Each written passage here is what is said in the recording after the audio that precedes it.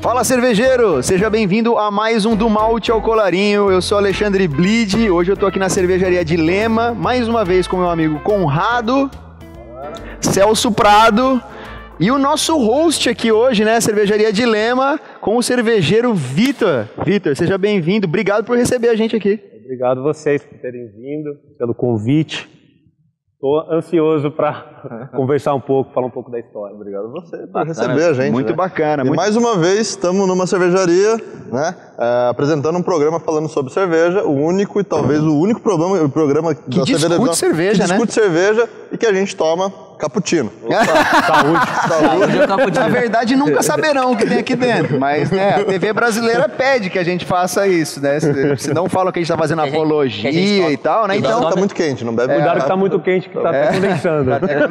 A gente faz apologia aqui a tomar café, fiquem tranquilos, né? Cappuccino, café isso gelado. aqui. Ou chocolate quente, no caso, porque aqui a gente já tá bem perto até de Campos do Jordão, né?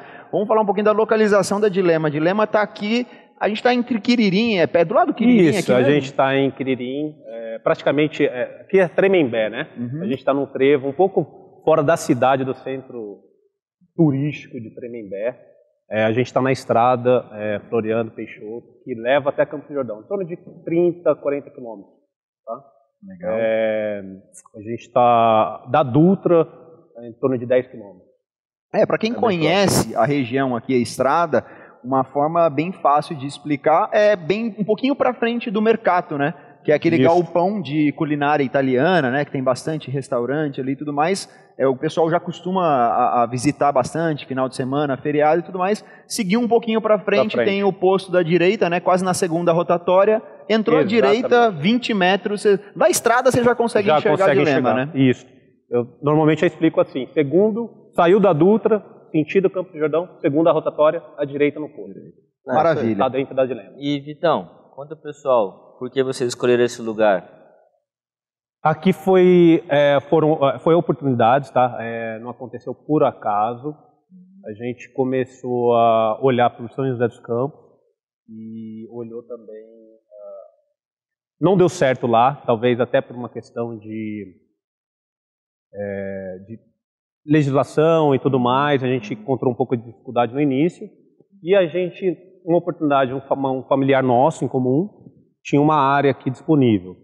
Aí foi onde a gente falou, estamos numa região interessante, estamos próximos da Dutra, que era o que a gente queria, próximo de centros turísticos, então Tremembé, que é a região sul de Minas Gerais, e Campos do Jordão.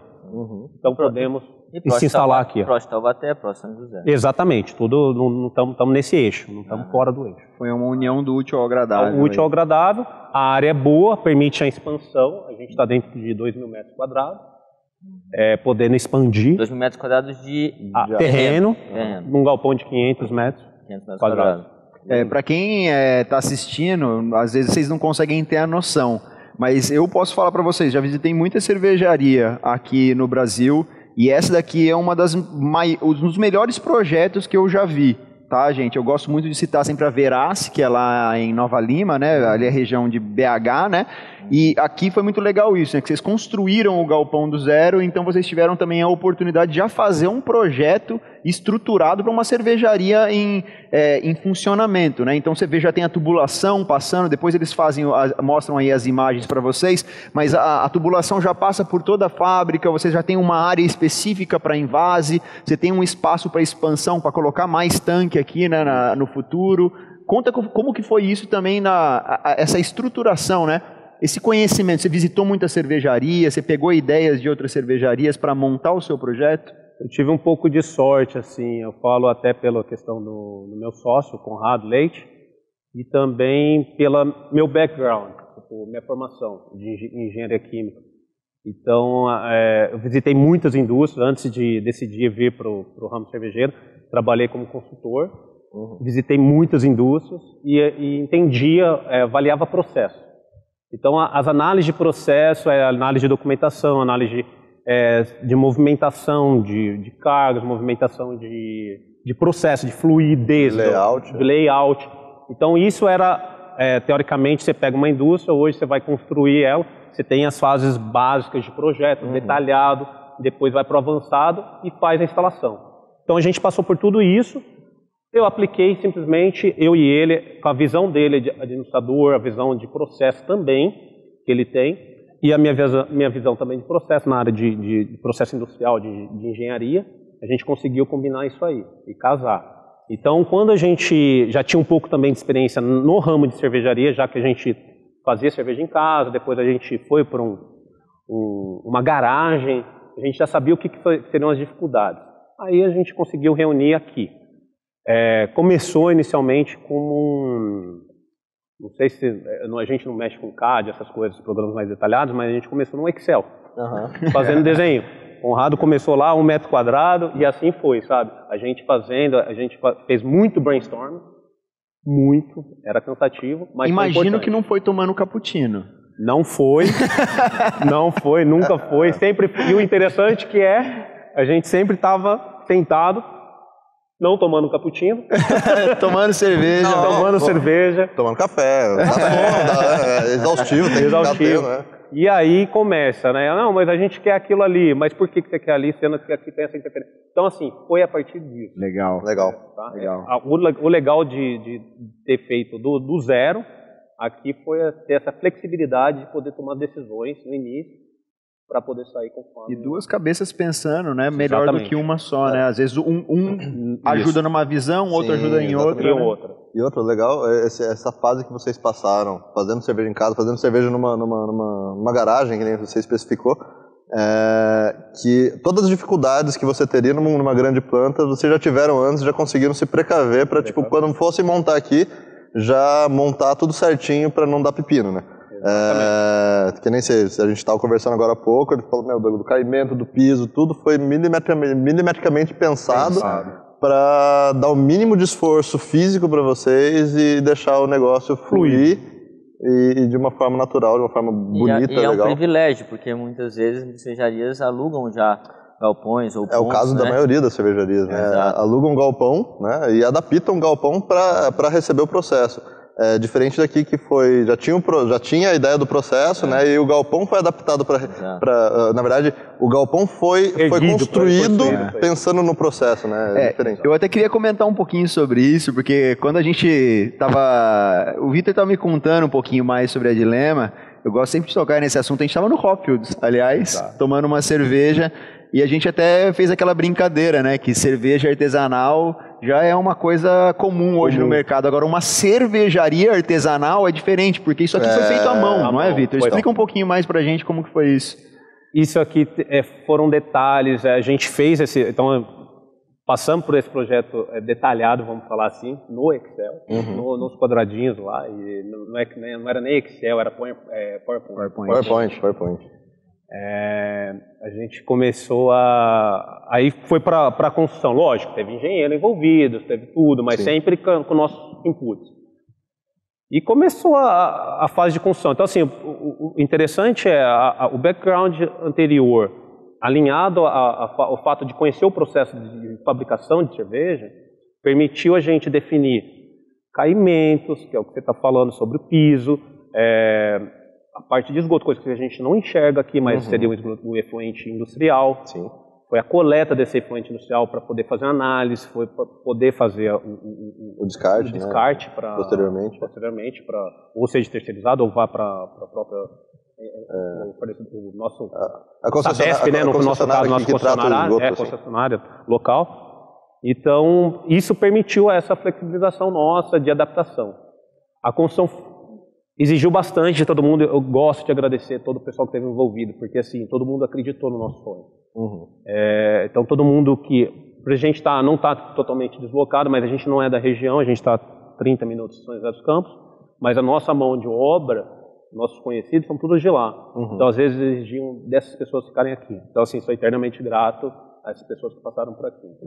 Legal. Mas aí comenta também que você estava falando, já pensando num dia da cervejaria, você chegou a fazer alguns investimentos lá atrás, tem muito fermentador, tem coisa que a Scrooge colocou, que é artesanal, tem umas peças lá atrás que acho que é interessante, fala aí. Eu acho não só que você fez algumas coisas. Ele não vai querer falar, mas a panela, ele fez adaptações que eu vi fotos dele chumbando placas em panela. sabe, adaptações de comprar um tanque, às vezes usado de uma cervejaria e transformar não só de aquela sucata, né? Lá fora tem umas coisas que coisa.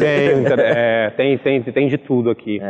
Aí se você não fez do zero, mas você adaptou, né? Isso, a gente foi... É o artesanal, mas meteu a mão. Meteu a mão na massa, né? Esse conjunto de, vamos falar assim, de informações que a gente já carregava, isso até permitiu o processo todo de começar a fazer cerveja em 2008, 2007, ou pensar em fazer cerveja nessa época durante a graduação, faculdade. Depois, o tempo de experiência permitiu a gente coletar informações, permitiu a gente começar a observar o que é importante para a indústria, o que realmente é significante você investir. E nesse meio tempo eu falei assim, existe possibilidade de a gente adquirir equipamento, a gente construir coisas com nossos conhecimentos, nossas qualificações e reaproveitar. Então a ideia foi sempre tentar reaproveitar ao máximo, investir onde falta para a gente uma tecnologia, alguma coisa que, vamos falar, um sistema de invase, que talvez é uma coisa muito mais complexa, tem gente que faz muito melhor do que a gente. Sim. Então o que a gente fez? Meu interesse todo a gente fala no nosso lema, né, DIY, né, que você do it yourself, eu carrego isso, tipo, faça você mesmo, né, se você quer o melhor, faça você mesmo. Eu sempre carreguei isso depois de experiência morando fora do país. Eu falei, cara, a gente tem condições de fazer isso, então vamos fazer. Aí começou, reaproveitando equipamentos da indústria, porque a indústria troca, ela aumenta a capacidade dela. Então, por exemplo, a gente, não sei se pode falar o nome de indústria, mas... Pode falar. Mas a gente, por exemplo, teve equipamentos da Nestlé, tanques de chocolate, que a gente transformou em tanques de acumulador de glicol, tanques de SIP, da própria Ambev, que a gente adaptou. Era insignificante para eles, porque aumentaram o projeto, mas vamos aproveitar e colocar para a gente, porque a gente está começando. Então a gente fez as adaptações necessárias e começou a montar. E é isso que é legal, né? Porque querendo ou não, era material que iria pro lixo. É sucata. Ia ser reciclado, ia de repente virar peso, né? Então, isso ser peso assim, tipo, ia ser vendido por quilo e dali para frente... Mas você vê que, assim, vocês acabaram tendo uma economia, porque vocês têm a expertise de adaptar e transformar aquela sucata, entre aspas, em um material efetivamente de produção e que vai ajudar no processo produtivo de vocês, e vocês daí com isso conseguem também economizar um dinheiro para investir mais na área que vocês não têm o conhecimento. Então é realmente gastar dinheiro aonde você tem que gastar. Tem que gastar, foi exatamente o que a gente fez. E alinhado a isso, a gente nunca descartou a segurança. Então, assim, seja a segurança pessoal, a segurança, a saúde. Então, a gente, conhecemos, sabemos a procedência desse equipamento, a gente pode usar ele, sim, para armazenagem. Questão de utilidades, não tem contato nenhum direto com o nosso produto. Tudo que tem contato direto com o nosso produto são novos. Então, assim, são chapas novas, foram compradas também, desenvolvidas pela gente, o projeto, mas todos são materiais novos. Que não tem contato com o produto, a gente pegou de terceiros, que é no caso a Nestlé, a própria Ambev. Legal. A nossa escada, que depois talvez ele possa até mostrar, veio de uma fábrica de macarrão. Olha tá que certo? legal. Foi adaptada aqui pra gente, mas é toda sanitária, inox, tudo aqui dentro, tá dentro da linha sanitária de legislação alimentícia. Cara, muito interessante isso, Vitor, porque é aquele negócio, né? Muitas pessoas que assistem não têm essa noção, né? Mas tem muito equipamento numa indústria que realmente não tem contato com o produto, né, que você está produzindo. Um exemplo, a área de frio, né, que é para resfriar os tanques, por exemplo. Aquilo ali não tem contato efetivamente com a cerveja. Aquilo ali só tem um fundamento de resfriar a cerveja ou outro equipamento durante o processo produtivo, como, por exemplo, resfriar o moço para inoculação da levedura. Mas você tem que ter um equipamento para aquilo. Então você não precisa utilizar um equipamento zero bala, você pode utilizar um outro equipamento, desde que ele seja funcional. Exatamente, foi isso que a nossa filosofia foi essa. Então assim, o equipamento não tem contato direto, ele é um contato, a gente fala indireto, é um processo indireto, ele é só uma troca térmica. A única coisa que ele vai transferir para o produto é a energia térmica. Exatamente. Então, assim, no caso do frio, ele rouba o calor, né? No caso da fermentação exotérmica e tudo mais, a gente está roubando o calor, não entra em contato nenhum, é uma parede externa ao fermentador. Sim. No caso da nossa caldeira também, a gente acabou comprando ela usada, foi um equipamento novo, de uma firma de cogumelos, a gente encontrou no interior. Caramba, cara. Então, sabe, um equipamento bom, dentro das normas, atendendo as normas de técnicas, né? E no caso, aí não tem nada a ver, né? Vapor passa por tubulações de, por exemplo, no nosso caso aqui a gente usa tubulação de aço carbono, não tem problema. O que pode acontecer ao longo do tempo é porque o lado externo dos tanques são de inox também. Pode acontecer um processo corrosivo, mas isso aí a gente vem gerenciando. Aí observa e faz a substituição quando for necessário, né? A correção quando necessário, exato. Legal, muito legal. Pode ir lá, Celso. Ô, Vitão, vou sair um pouquinho dessa parte que as pessoas, os clientes, o consumidor final não vê tanto, só que é super importante. Você está colocando de que muita coisa foi feita ou adaptada, né? Eu vou para algo que as pessoas veem bastante. Talvez mais, que é a imagem e o nome. Porque a gente sabe, né, lá atrás, então inclusive tinha uma Kombi, passava em frente ao Hop, dava umas buzinadinhas. Exatamente, chamar atenção, né? Opa, tô aqui, tô chegando. E era outro nome a cervejaria. Era outro e aí minha pergunta eu estou perguntando isso porque o Conrado passou por um caso similar de decidir um nome, né, de escolher um nome na cervejaria atual que ele está trabalhando. E é algo realmente delicado, cada um vai para um viés, né? Vocês escolheram o nome, fizeram toda essa parte, esse processo, estava o nome decidido e resolveram mudar de nome. Tá, antes de você responder, depois que você responder, eu quero só dar o que eu acho, da onde surgiu esse nome, tá? O nome que vocês escolheram. Até acho que uma vez comentei, falei, por que será, né? Que é muito bacana, uma observação aqui rápida.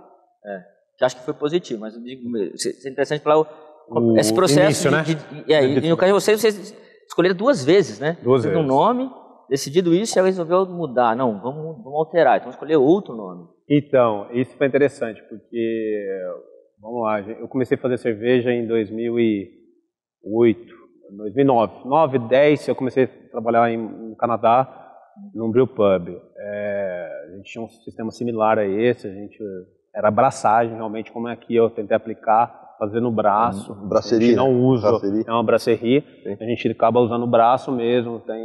Porque aí é aquela questão, não vou entrar muito, não vou estender, mas é a questão de você usar motor, usar o braço, trazer mais manutenção, trazer riscos de qualquer risco, óleo, qualquer coisa do tipo em cima de um... Então assim, vamos facilitar, vamos keep simple.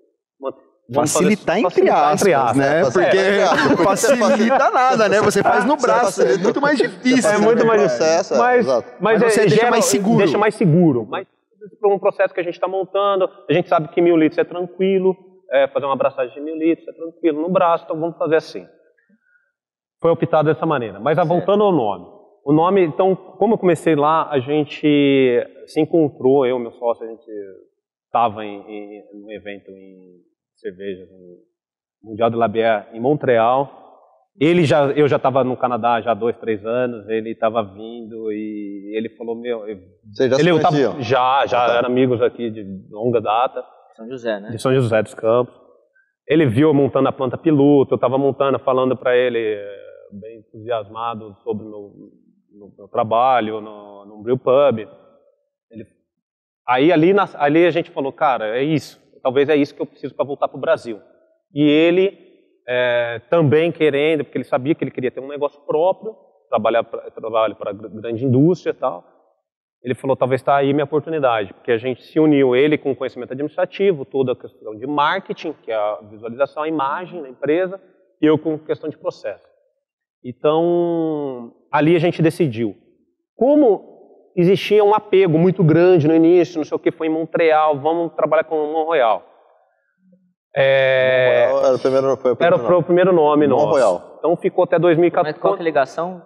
Foi Montreal, porque começou em Montreal, a gente trabalhando lá, Mont-Royal. Inclusive é o nome de uma montanha que dá o nome, a origem do nome de Montreal. É Mont-Royal. Tá. Aquela era a minha história.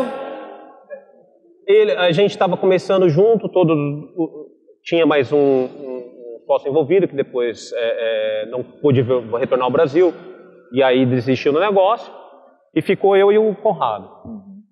Eu falei, cara, essa era a nossa história lá, mas agora as coisas, assim, estavam mudando. Então, aí quando eu voltei para o Brasil, em 2011, até 2014, a gente fez aquelas vendas informais, não sei o quê, começou a pôr produto à prova, produto, essas coisas, a gente falou assim, agora a história é outra. Porque assim, aí já era 2015, quando a gente começou o projeto da construção do galpão, da fábrica aqui. Falei, cara, acho que essa zona não é mais Mont Royal. Sabe, a gente já tinha passado, então, 2012, 12, 13, 14, já tinha muita coisa. Perdeu um pouco da nossa história. Sentido, é isso, né, ela ganhou, ela transformou numa nova. E aí o que começou? Começou lá atrás, a gente tinha que decidir se ia ser no Canadá, no Brasil, se ia ser em São Paulo, se ia ser em São José dos Campos, porque eu estava morando em São Paulo, né? Se ia ser em São José dos Campos, a fábrica em Tremembé. Então assim, a gente começou a observar que não só na nossa decisão de fábrica, de localização, mas no nosso processo também, decisões de otimizar processo ou de poder definir insumos, era sempre um dilema. Então. Era sempre um dilema. Era mais ou menos isso aí que eu tinha falado. Cara, eles deviam estar numa aí mantém o nome antigo ou vem o nome novo? Não, o nome continua sendo, é o nome da razão social Mont Royal, não muda, tá certo? A gente, todos os documentos, certo? Tudo como Mont Royal, mas o nosso nome Fantasia, que é o nosso nome que a gente carrega hoje, é o dilema. Que legal, meu. Porque, cara, que história bacana, cara. Eu tinha até comentado com o Celso, falei, cara, o nome dilema, né? Eu até perguntei, o que é um dilema, você sabe? Ele falou, cara, não sei. Eu falei, cara, de repente eles deviam estar assim, querendo mudar o nome de Mont Royal e sem saber, cara, agora a gente tá num dilema, né, cara? Eu achava que era só relacionado ao nome. Pra mim é muito legal saber que não era só relacionado ao nome. Tem toda essa questão de transição, de lá pra cá, de São José dos Campos pra Tremembé, da onde... Exatamente. Cara, e aí no dia a dia a gente enfrenta isso. Então, nada melhor do que... É uma coisa original, né? É original, não. São dúvidas, são dilemas que estão correntes na história. Então... Você trouxe o dia a dia pro nome, né? Pro nome. As escolhas que você tem que fazer. Todo mundo faz escolhas no seu dia a dia. Sim. E dentro da cerveja a gente sabe que os dilemas são muito responsáveis, né? Toda escolha tem que ser uma escolha. Mas é super interessante esse seu relato, porque tá aí, entendeu? Uma dica. A gente vai atrás de coisas tão distantes, né? Ou tão longe, às vezes as coisas estão mais próximas, né? Mais simples. E foi bem simples, porque eu lembro até hoje, no telefone, a gente conversando novamente sobre o nome, quando a gente decidiu, vamos mudar o nome? Vamos. Mas a gente já estava trabalhando vários nomes. E aí, ele falou, a gente não sai desse dilema. Foi exatamente isso. Eu falei, cara, você deu toda... Você falou, acabou, dilema. Foi ali, acabou. Os dois tentaram... Ali foi exatamente no telefone. Ele falou assim, nossa, a gente só está num dilema. Aí ele falou, eu falei, cara, é dilema, né? Ele sentiu ou senti, era a gente. Porque, assim, foram várias decisões. Então, assim, eu estou dando exemplo de localização, mas são exemplos de era bem alocado profissionalmente no mercado, tive que fazer a decisão. É um dilema também. É um dilema. E esse é um dos maiores que a gente tem. Então, assim, a gente vem fazendo isso. E aí chega para o nosso processo, a gente brinca. Não é à toa que a gente está trabalhando com duas IPAs, que são... Duas West Coast IPAs. Que são uma clássica e uma moderna. Exatamente. Vou fazer uma ou vou fazer outra? Faz as duas. Faz as duas. Só pra gente... Quem ganha é a gente, cara. Exatamente. Então, pra gente fechar, você quer transferir agora o dilema pro cliente, público, né? Exatamente. Isso, né? E aí, vai tomar a modern ou a old school da... Exatamente. É aí que a gente consegue transferir e colocar o cliente, a gente tudo no mesmo... O dilema de vocês legal. Um dilema para os clientes. E o mais legal é que a gente vindo pra cá pra gravar, a gente já conseguiu ver que realmente o Vitor ele veste a camisa do dilema. A gente ficou aquele dilema, vai passar em um lugar antes de vir pra cá ou não vai? Então foi legal que assim, até pra quem tá do lado dele, a vida passa a ser um dilema. Então, pra gente não ficar nesse dilema, se a gente vai acabar com o programa ou se a gente vai continuar, a gente vai fazer a gente vai ter que acabar esse programa, porque infelizmente a gente tem tempo. Mas tem mais 2 minutos, ele falou lá. Não, mas não tem. Aí esse aí já tá mandando a gente cortar. É dilema. É um dilema. Mas para não ficar com esse dilema se a gente continua o papo ou não, vai ter mais episódio aqui com o Vitor, esse cara figuraça aqui, cervejeiro que não só faz cerveja, mas vive o mundo da cerveja, visitando todos os bares, trocando ideia sempre com os cervejeiros. Então é isso que a gente vai continuar fazendo aqui. Vamos continuar fazendo mais papo com o Vitor aqui, mas a gente vai ter que acabar esse programa. Obrigado por ter acompanhado mais um do Malte ao Colarinho e a gente se vê no próximo programa. Beleza? Saúde, galera. Valeu, obrigado, saúde. Até mais. Obrigado a vocês aí.